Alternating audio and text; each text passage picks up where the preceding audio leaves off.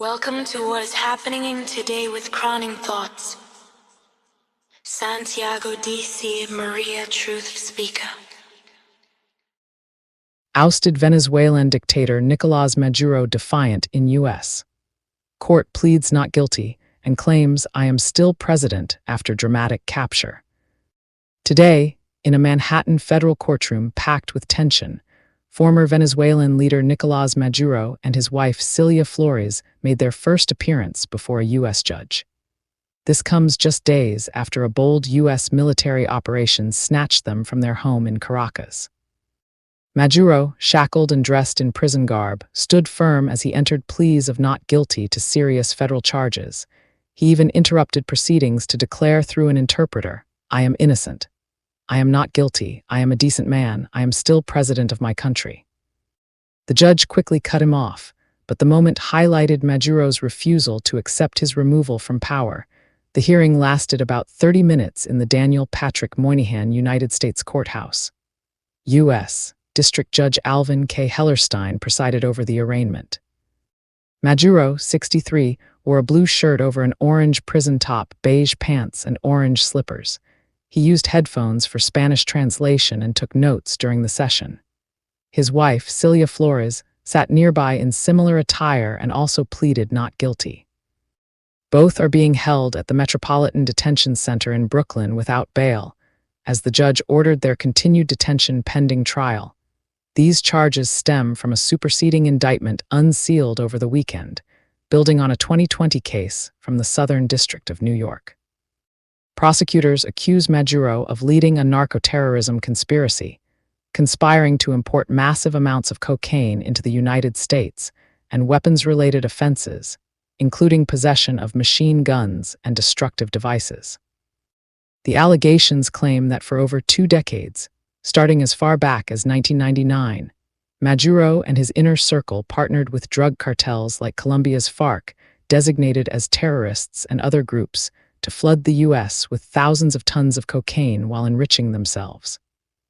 Flores faces similar counts, minus the narco-terrorism charge. If convicted, both could face life in prison. Maduro's defense attorney, Barry Pollack, known for representing high-profile clients, hinted at major challenges ahead. He raised concerns about Maduro's health needs and potential injuries to Flores, possibly rib damage. More importantly, Pollack signaled plans to contest the legality of the capture, calling it a military abduction and arguing Maduro's status as head of state might entitle him to immunity. Legal experts note that the U.S. does not recognize Maduro as Venezuela's legitimate leader, a stance held since 2019 due to disputed elections, which could weaken any immunity claim. Outside the courthouse, the scene was chaotic. Dozens of protesters clashed, one group waving Venezuelan flags in support of Maduro and demanding his release, another celebrating his downfall and backing U.S. intervention. Security was tight, with barricades separating the sides. This reflects the deep divide over Maduro's rule, marked by economic collapse, mass emigration, and accusations of authoritarianism. The capture itself unfolded dramatically on January 3 during Operation Absolute Resolve. U.S. Special forces, supported by airstrikes on Venezuelan targets, raided Maduro's residence in Caracas. Explosions lit up the night sky, and reports indicate damage to military sites. Maduro and Flores were quickly extracted, flown to a U.S. warship, then to New York. President Trump announced the success, framing it as a blow against drug trafficking. The operation injured some U.S. personnel, but all are recovering. Back in Venezuela, the power vacuum is shifting fast. Vice President Delcy Rodriguez was sworn in as interim leader on the same day as the court appearance. She condemned the U.S. action as aggression, but also opened the door to dialogue, calling for a balanced and respectful relationship. Rodriguez insists Maduro remains the true president and demanded his return. The Venezuelan government continues to function, with the military and key institutions appearing loyal for now. This case revives a 2020 indictment that offered rewards for Maduro's arrest bumped to $50 million last year. It names other officials, including powerful figures like Diosdado Cabello as co-conspirators. Prosecutors say the Cartel de los Soles, an alleged drug ring within Venezuela's military, played a central role. What happens next? The judge set the next hearing for March 17. Pretrial motions will likely focus on jurisdiction, the capture's legality under international law, and evidence discovery expected to be massive. Trial could be months or even a year away. Maduro's team may argue violations of sovereignty or head of state immunity, though U.S. courts have prosecuted foreign leaders before, like Panama's Manuel Noriega in the 1990s. Globally, reactions are mixed. Some allies condemned the raid as a breach of international norms, while others quietly approved the end of Maduro's regime. In Venezuela, streets remain tense with heightened security after reports of gunfire and drone incidents in Caracas. This development marks a stunning turn for Maduro, who was inaugurated for a controversial third term just last year amid election fraud claims. His rule saw Venezuela's economy crumble, with hyperinflation and shortages driving millions to flee. Now, facing American justice, Maduro's fate hangs on a U.S. courtroom battle that could reshape Latin America. The proceedings today were procedural, but they signal a long, high-stakes legal fight ahead. Maduro showed defiance, greeting spectators with buenos dias upon entering and maintaining eye contact throughout. Flores appeared composed beside her lawyer. As the couple was led out, the reality sank in. A once powerful leader now in U.S. custody. Stay tuned as this story unfolds the implications for Venezuela's future. U.S. foreign policy and international law are enormous. The next court date in March could bring more fireworks. The shocking double standard in global justice, why foreign leaders face arrest while U.S. presidents walk free despite grave accusations. In a world where leaders are held accountable for their actions, one glaring inequality stands out. Sitting heads of state from many countries can face arrest and prosecution, often on serious charges like war crimes or corruption, while U.S. presidents enjoy protections that shield them from similar scrutiny, even amid allegations of severe misconduct. Take the recent case of former Venezuelan President Nicolás Maduro. U.S. authorities captured him in a military operation and brought him to a New York courtroom, where he faced charges of narco-terrorism and drug trafficking. Prosecutors accused him and his inner circle of partnering with drug cartels to flood the U.S. with cocaine over decades. Maduro pleaded not guilty, but the operation highlighted how the U.S. can pursue foreign leaders aggressively, bypassing traditional extradition when it deems necessary. Under international law, sitting heads of state generally enjoy absolute personal immunity from foreign criminal jurisdiction. This principle, rooted in customary law and affirmed by the International Court of Justice in cases like the 2002 arrest warrant decision, protects incumbents to allow them to perform duties without fear of arrest abroad. Even for grave crimes like war crimes, national courts of other countries cannot prosecute a sitting leader without waiver or special circumstances, yet exceptions exist. International tribunals, such as the International Criminal Court, do not recognize head of state immunity under their statutes. The ICC has issued warrants for sitting leaders like Russia's Vladimir Putin and Sudan's Omar al-Bashir. Powerful nations sometimes act unilaterally, as with Maduro, the U.S. did not recognize him as legitimate president post 2019, framing the capture as targeting a criminal rather than a head of state. History shows sitting leaders arrested or prosecuted after losing power or in domestic courts. Examples include Iraq's Saddam Hussein, captured after his regime fell and tried by a special tribunal, Liberia's Charles Taylor, indicted while in office but arrested later, and Serbia's Slobodan Milosevic, extradited after leaving power. Rare cases of sitting leaders facing direct arrest abroad are almost non-existent due to immunity norms. Now contrast this with the United States. No sitting U.S. president has ever been arrested or indicted for criminal acts while in office.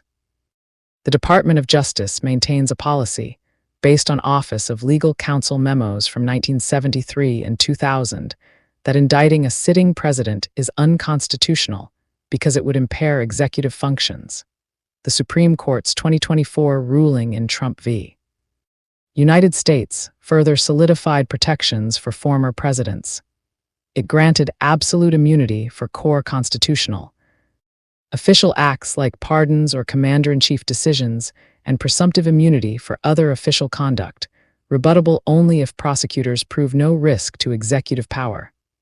Unofficial acts remain prosecutable, but distinguishing them is complex. This framework means allegations against U.S. presidents, including claims of civilian deaths in military operations, drone strikes causing collateral damage, or policies leading to humanitarian crises, rarely result in prosecution. Critics have accused various presidents of war crimes: George W. Bush over Iraq and torture programs, Barack Obama over drone strikes, and others for actions in Vietnam or Latin America. Yet none faced criminal charges while in office, or in most cases afterward, due to these protections. Human rights groups and scholars argue this creates a double standard. While the U.S. pursues foreign leaders for alleged crimes against humanity or drug-related offenses, its own presidents operate with broad shields. The War Crimes Act of 1996 allows prosecution for certain violations, but it has never been applied to high-level officials. International bodies like the ICC lack jurisdiction over the U.S., which is not a party to the Rome Statute. Proponents of strong presidential protections say they are essential for decisive leadership. Without them, presidents could face constant legal harassment, paralyzing governance. The separation of powers leaves political accountability to Congress via impeachment and to voters at the ballot box. Still, the disparity is stark. Foreign leaders, especially from less powerful nations, can be targeted through unilateral actions or international courts. In 1989, U.S. forces invaded Panama to arrest Manuel Noriega, then tried him on drug charges despite his former head of state status. Similar logic applied to Maduro. In the U.S., even post-office prosecutions are rare. Richard Nixon received a pardon after Watergate. Bill Clinton settled civil matters without criminal charges. Donald Trump's cases, including federal election interference and classified documents, were dismissed after his 2024 re-election, aligning with DOJ policy against prosecuting sitting presidents. Legal experts note that while no U.S. president has been prosecuted for alleged international crimes, lower officials sometimes face accountability, like in Abu Ghraib scandals. But command responsibility rarely reaches the top. This system raises tough questions about equality under the law. International norms protect sitting leaders abroad to preserve sovereignty, but powerful states can circumvent them by not recognizing legitimacy or using force. In America, domestic protections go further, emphasizing executive vigor. As global tensions rise, with accusations flying over conflicts in Ukraine, Gaza, and elsewhere, the divide grows clearer. Leaders from one side face warrants and trials, those from the other cite immunity and policy barriers. The reality is that accountability often depends on power dynamics. Weaker nations' leaders risk arrest or ICC pursuit. Superpower presidents navigate with built-in safeguards, facing political rather than criminal consequences for controversial decisions. This imbalance fuels debates on reforming international justice. Some call for consistent standards. Others defend national protections as vital. Whatever the view, the facts show a clear pattern. Foreign-seated presidents can and do get arrested under certain conditions, while in America, presidents accused of killing civilians, starvation policies, kidnappings, camps, or elder attacks face no such criminal jeopardy. Backed by law and precedent that keep them free amid lies and denials, the world watches as justice applies unevenly, shaped by who holds the power. Follow so we can stay connected. Your support matters more than you know, and I appreciate every moment you give to listen. Your support is important to me, and it helps me a lot. It keeps me active, bringing you important information with your support and comments, likes and shares. Feel free to like, support, and subscribe. I will always provide content for you. I appreciate every support you give. Crowning Thoughts True Speaker Copyright 2025 by Santiago D.C. Maria, licensed under Creative Commons Attribution. I love you all and I appreciate each of you. Stay blessed. Thank you for listening. Love always. Santiago D.C. Maria.